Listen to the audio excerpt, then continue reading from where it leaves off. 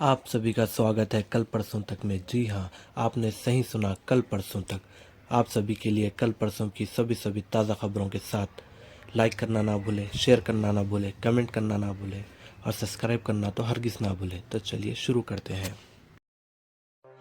तो दोस्तों, आज हम फिर से आपके लिए लेकर आए हैं देश दुनिया की तमाम ताज़ा बड़ी खबरें। सबसे पहली बड़ी खबर में आपको बताएंगे दोस्तों कि इस्लामिक देश सऊदी अरब ने इस्लाम के साथ किया धोखा।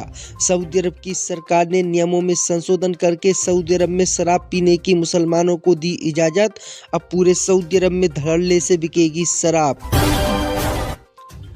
बिहार विधानसभा चुनाव में फिर से होगा खेला। असदुद्दीन ओवैसी ने नीतीश कुमार की तरफ बढ़ाया दोस्ती का हाथ। बीजेपी की बड़ी धड़कनें। बिहार चुनाव में हार के बाद आरजेडी ने 32 गायकों को भेजा नोटिस। पार्टी को बदनाम करने का लगाया आरोप। मौलाना अरशद मदनी ने बीजेपी पर लगाए गंभीर आरोप। बोले, लंदन का मेयर बन सकता है मुसलमान, लेकिन भारत में उच्च पदों पर नहीं मुस्लिम। तो दोस्तों, सभी खबरों को आपको एक एक कर बताने वाले हैं। वीडियो को लाइक कर चैनल को सब्सक्राइब कर दें। इससे भी पर तो दोस्तों, अगली खबर की ओर। तो सऊदी अरब की सरकार ने मुसलमानों के साथ किया धोखा। नियमों में संशोधन करके सऊदी में मुसलमानों को शराब पीने की दी इजाज़त। अब सऊदी में बिकेगी शराब।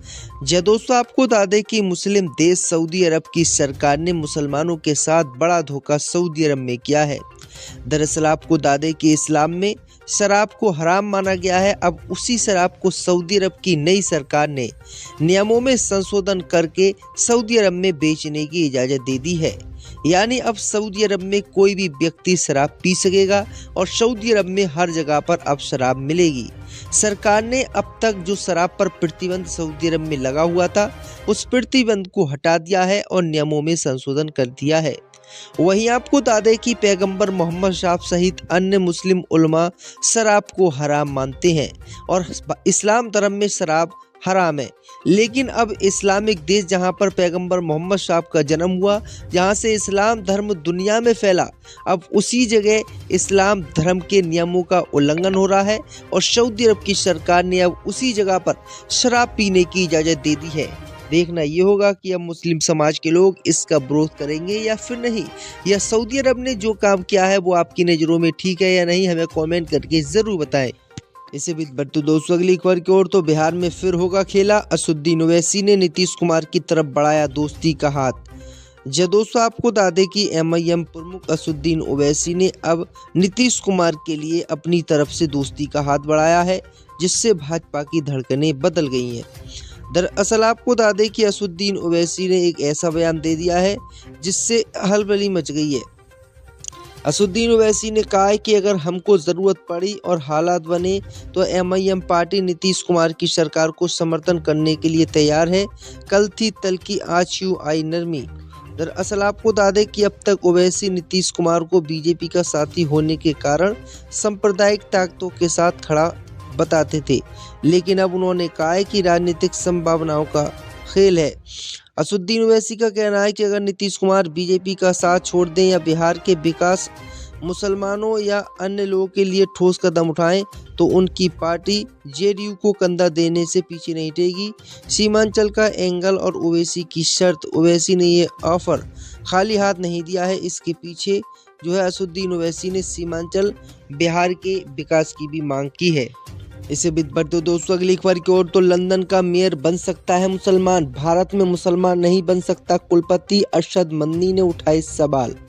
दोस्तों, आपको बता दें कि इन दिनों अल फलाह यूनिवर्सिटी सहित दिल्ली में हुई घटना को लेकर विवाद चल रहा है। मुसलमानों पर गंभीर आरोप लगाकर उनको आतंकवादी सहित अन्य आरोपी बनाया जा रहा है। अब इसी मामले पर बात करते हुए मौलाना अरशद मदनी ने ऐसा बयान दिया है जिससे अंधभक्तों की जल उठी है। दरअसल आपको बता दें कि अरशद मदनी ने कहा है कि भारत में मुसलमान उच्च पदों पर नहीं है। ये भारत के लिए बहुत गंभीर समस्या है। अगर भारत में कोई मुसलमान कोई ऊंचे पद पर पहुंच जाता है तो उसके खिलाफ सरकार कार्रवाई करती है और उसे जेल में डालती है। अरशद मदनी का कहना है कि अमेरिका जैसे बड़े शहरों में ऊंचे पदों पर मुसलमान पहुंच गए हैं। लंदन का मेयर मोहम्मद ममदानी बन गए हैं। लेकिन भारत में अगर कोई मुसलमान कुलपति किसी यूनिवर्सिटी का बनता है तो उसको जेल में डाल दिया जाता है, जैसे कि आजम खान को डाला गया है। यानी मदनी का साफ कहना है कि मुसलमानों के साथ अब भारत में भेदभाव हो रहा है और मुसलमानों को ऊंचे पदों पर नियुक्त नहीं किया जा रहा है। इसे बढ़ते दोस्तों अगली खबर की ओर, तो बिहार चुनाव में हार के बाद आरजेडी ने 32 गायकों को भेजा नोटिस। दोस्तों आपको बता दें कि बिहार में महागठबंधन को मिली हार के बाद अब आरजेडी ने गायकों को नोटिस भेजा है। आरजेडी के वरिष्ठ नेताओं ने इसकी जानकारी दी है। पार्टी की ओर से 32 बिहार के गायकों को नोटिस भेजा गया है।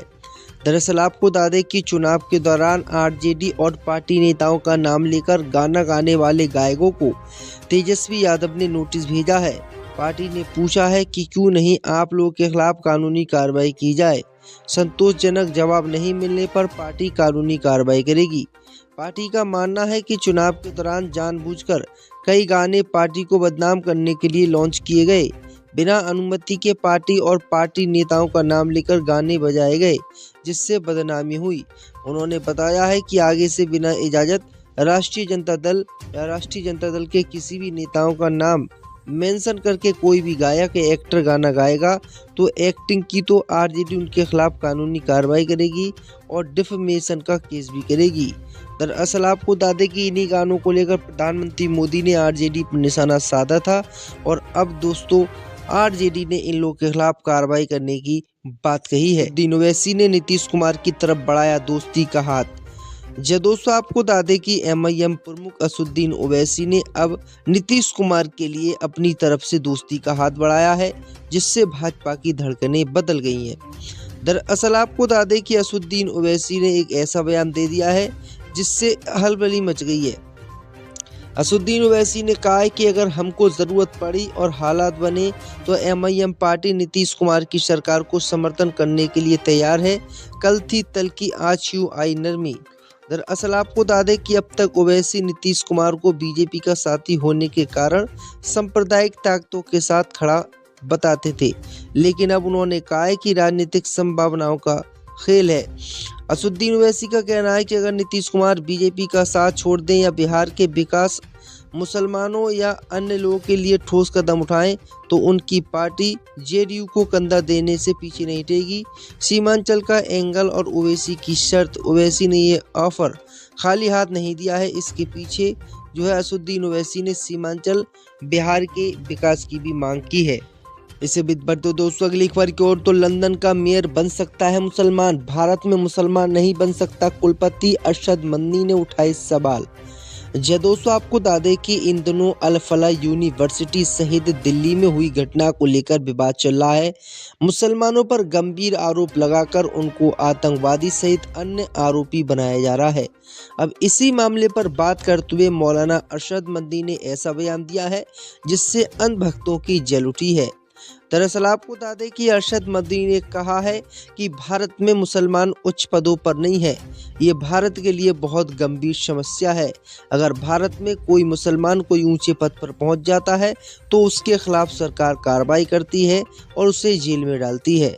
अरशद मदनी का कहना है कि अमेरिका जैसे बड़े शहरों में ऊंचे ऊंचे पदों पर मुसलमान पहुंच गए हैं। लंदन का मेयर मोहम्मद ममदानी बन गए हैं, लेकिन भारत में अगर कोई मुसलमान कुलपति किसी यूनिवर्सिटी का बनता है तो उसको जेल में डाल दिया जाता है, जैसे कि आजम खान को डाला गया है। यानी मदनी का साफ कहना है कि मुसलमानों के साथ अब भारत में भेदभाव हो रहा है और मुसलमानों को ऊंचे पदों पर नियुक्त नहीं किया जा रहा है। इसे बढ़ते दोस्तों अगली खबर की ओर, तो बिहार चुनाव में हार के बाद आरजेडी ने 32 गायकों को भेजा नोटिस। दोस्तों आपको बता दें कि बिहार में महागठबंधन को मिली हार के बाद अब आरजेडी ने गायकों को नोटिस भेजा है। आरजेडी के वरिष्ठ नेताओं ने इसकी जानकारी दी है। पार्टी की ओर से 32 बिहार के गायकों को नोटिस भेजा गया है। दरअसल आपको बता दें कि चुनाव के दौरान आरजेडी और पार्टी नेताओं का नाम लेकर गाना गाने वाले गायकों को तेजस्वी यादव ने नोटिस भेजा है। पार्टी ने पूछा है कि क्यों नहीं आप लोगों के खिलाफ कानूनी कार्रवाई की जाए। संतोषजनक जवाब नहीं मिलने पर पार्टी कानूनी कार्रवाई करेगी। पार्टी का मानना है कि चुनाव के दौरान जानबूझकर कई गाने पार्टी को बदनाम करने के लिए लॉन्च किए गए। बिना अनुमति के पार्टी और पार्टी नेताओं का नाम लेकर गाने बजाए गए, जिससे बदनामी हुई। उन्होंने बताया है कि आगे से बिना इजाजत राष्ट्रीय जनता दल या राष्ट्रीय जनता दल के किसी भी नेताओं का नाम मेंशन करके कोई भी गायक या एक्टर गाना गाएगा तो एक्टिंग की तो आरजेडी उनके खिलाफ कानूनी कार्रवाई करेगी और डिफेमेशन का केस भी करेगी। दरअसल आपको बता दें कि इन्हीं गानों को लेकर प्रधानमंत्री मोदी ने आरजेडी पर निशाना साधा था और अब दोस्तों आरजेडी ने इन लोगों के खिलाफ कार्रवाई करने की बात कही है।